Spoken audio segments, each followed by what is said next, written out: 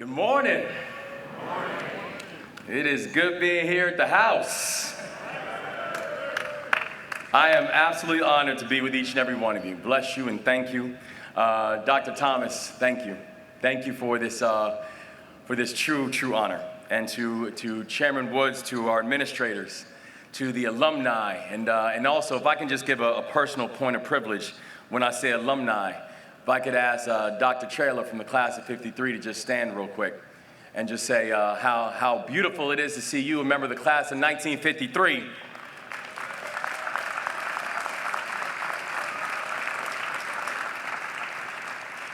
And Dr. Traylor, while it's wonderful to see you, I have to say, it's good seeing you, Uncle Trey. That's my godfather.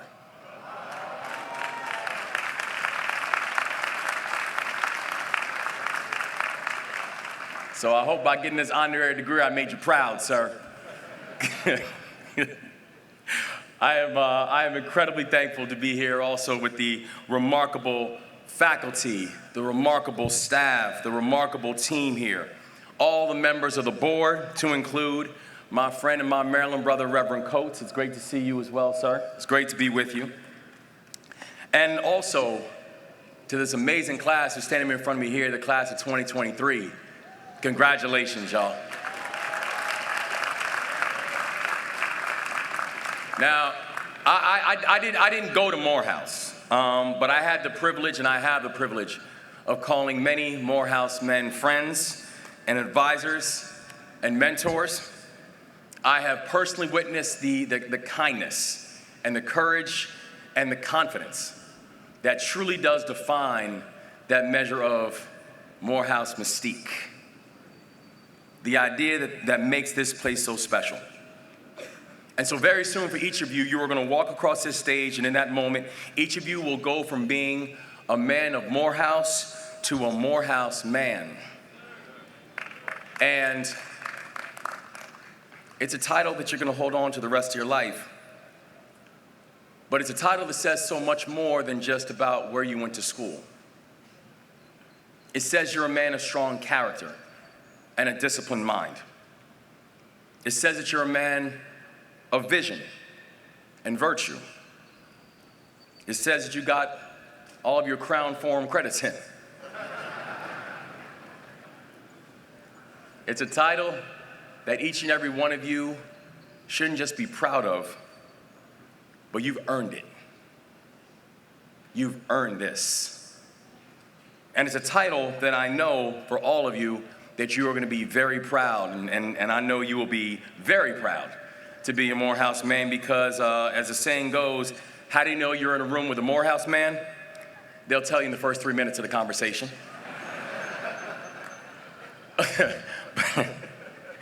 But the truth is, the reason they're going to tell you is because there is a common pride that Morehouse men share. And it's not just a pride in yourself, and it's not just a pride in your accomplishments. It's a pride in your history. And graduates and graduations are by nature a celebration of the future. But I want to spend a minute just to talk a little bit about the past. I want to spend a minute to talk to you a little bit about history. Because while each of you worked very hard to get here, this degree is not a product of your hard work alone. As a black man in America, we know that our present is a result of the fights and the struggles and the victories of the past. We are here because there were people who marched. We are here because there were people who prayed over generations. We're here because there are people who fought for you and they didn't even know you. People who didn't even know you, but they believed in the hope of you. People who believed in the hope of you, and they knew that they would not get a chance to see the realization of their sacrifice in their own lifetimes. People honored here on Century Campus, where Dr. King studied, where Dr. Mays is laid to rest, where Union soldiers died for freedom. These individuals and their struggles have served as the foundation of our fortune. And because of them, you are standing on a foundation that is, as said in Psalm 61, a rock that is higher than I. Do not forget the rocks that you are standing on, men of Morehouse. Those rocks are the rocks that allow you to stand tall. They're the rocks that allow you to see so far. They're the rocks that allowed you to hold your head so high that you can reach the crown of expectations laid before you. You stand on the rocks of generations.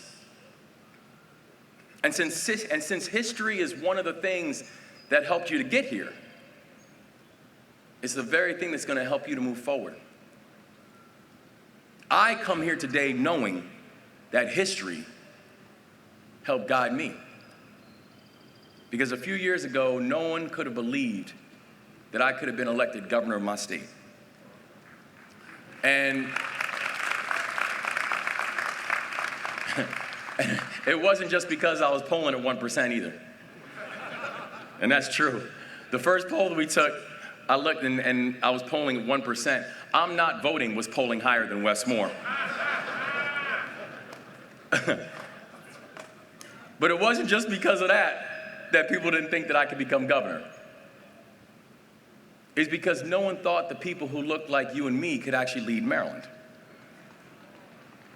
A state that was once the home of one of the largest slave ports in America. A state that even into the 20th century still had black men lynched in their own streets and in their own neighborhoods.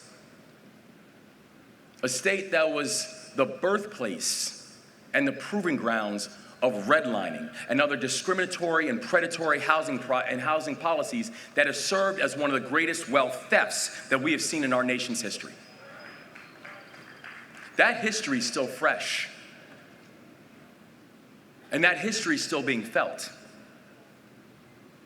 So in the early days of our campaign, people would ask me, they say, how do you possibly think that you can win? And my answer was simple. Because I know our full history. Because Maryland has a long and a troubled history, absolutely, but Maryland also has a history of courage. A history of leaders and thinkers and writers and scholars, people who struggled but had the strength to overcome. And their contributions paved the way not just for me to run for office, but their stories helped me to see the path. People like Reginald Lewis helped me see the path, who was the first black man to build a multi-billion-dollar company in the history of the United States of America. People like Cab Calloway helped me to see the path, who's one of the first black men to break the color barrier in the entertainment industry. Lily Mae Jackson helped me to see the path. She founded the Baltimore City NAACP and is known as the mother of the civil rights movement. Benjamin Banneker helped me to see the path, who typified black excellence and black ingenuity. And after a lifetime of success, left this message for future generations. Never abandon your vision. Keep reaching to further your dreams. On the campaign trail, I spoke about our history openly. And in the privacy of my own home, and particularly on the hard days, I studied this history and it refueled my faith. I studied these bold, brave men and women, and I saw the hatred and horror in their time and how they pushed on anyway. Their grandeur enlarged by the terror that they faced.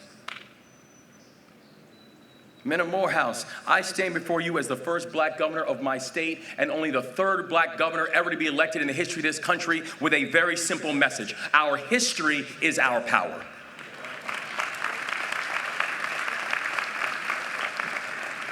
And I've come to tell you this, that we have got to hold our history close. Because life will test you. And when it does, your history will give you the power to meet the challenge. Because out in the world, people will seek to minimize your history. Out in the world, people will seek to rewrite your history.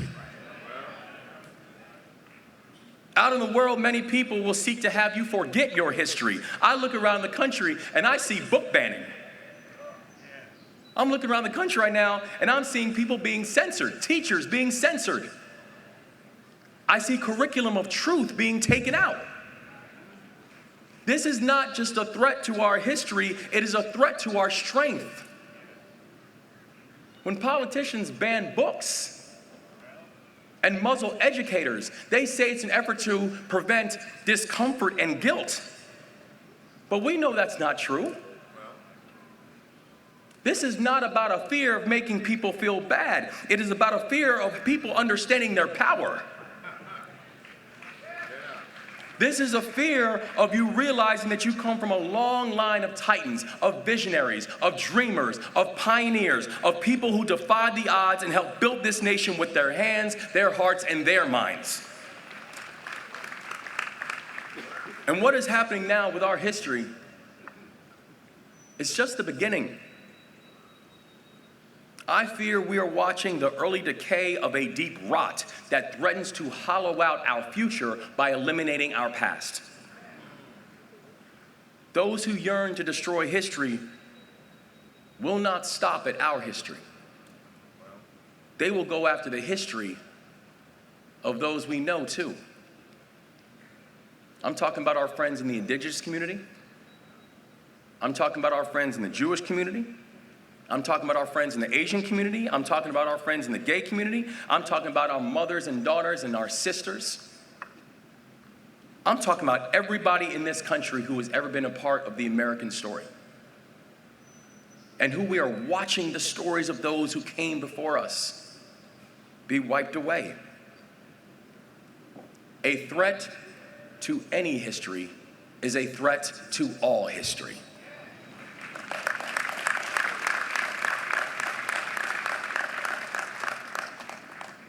When a student is put under investigation by their school after delivering a presentation on the Stonewall riots, that doesn't just hurt the LGBTQ community. It's coming after us all.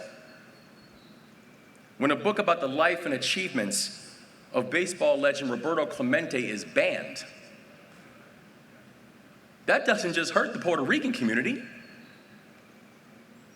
They're coming after all of us. When a school board revises curriculum to edit out writings on Japanese internment in America, it does not just hurt the AAPI community, it is hurting us all. And I can think of few greater threats to this nation than this threat to history. Because this threat is going to have lasting consequences. Not only because those who do not remember the past are condemned to repeat it, but because those who do not learn their past will never learn their own power. And today I'm calling on each and every one of you, the entire class of 2023, to confront this threat as you move on to the next stage of your life. Celebrate your history unapologetically. Tell others about your history and challenge those who would diminish that history. Collect pieces of history. Books by Black poets. Films by Black artists. Understand the lives of Black leaders. Surround your life with the emblems of our past, knowing it isn't enough to be a passive recipient of history. You must be an active custodian. That understanding our history drives my intentionality. And that intentionality underscores my azimuth. On the morning of my inauguration, I asked a group of a few hundred people to join me at the Annapolis docks to honor the enslaved men and women who had been taken there against their will. We had a wreath-laying ceremony. And then we marched to the State House, a place that was built by enslaved people. And in that location is where I was sworn in as the 63rd governor of the state of Maryland.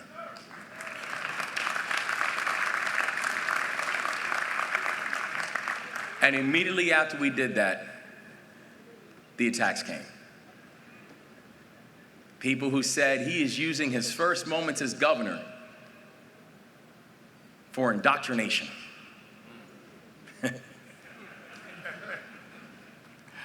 And my response was simple. This is not indoctrination. This is history.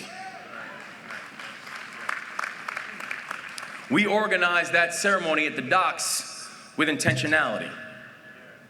Not to diminish anyone, but to empower everyone. We did it with love, not to inspire guilt, but to inspire strength.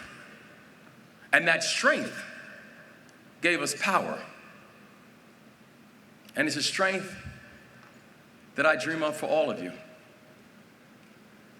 The strength of generations. Men of Morehouse, I need you to become lifelong learners and loyal ambassadors of our history. It is the only way ahead. And then, I need you to take that history and use it to make history of your own. Every great champion has used what's come before them to accomplish the next great task. By understanding the past, you understand the path. And by understanding the path, you will help blaze that trail. Helping our schools, promoting economic empowerment, creating pathways to work, wages, and wealth, not just for some, but for all. Providing second chances for people returning from incarceration so we aren't making every sentence a life sentence. Calling on our fellow citizens to serve and participate in a movement that doesn't just pave over the cracks, but actually works to fix the foundation. As you move along the path of your history, you will see these themes etched into the paving stones, pointing us forward. You must learn the path because our future depends on it. In 100 years from now, a new generation of Morehouse men will be gathered right here, preparing to take their next steps. And the trail in front of them is going to be pioneered by you. You will be the rocks that they will stand on. So practice your history. Protect your history. And participate in your history by making history of your own. I am calling on you to recognize the power of your history and to use it for the betterment of all of our mankind. Choose to confront the ugliness of our past without fear. Choose to confront the hardship of our present without hesitation. Choose to move the earth by the power of your own hand and the power of your own will.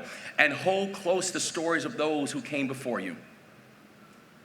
Because those stories, they're going to make you invincible. Out in the world, the arrows will be sharp and the swords will be strong, but history is going to be your armor. History will protect you. History will inspire you. History will nourish you, it will teach you, it will guide you, and history will save you. And then you will turn around and save us. Thank you. Congratulations. Honored to be part of this lineage and continue to move forward and lead us all valiantly. God bless you, Morehouse, now and always.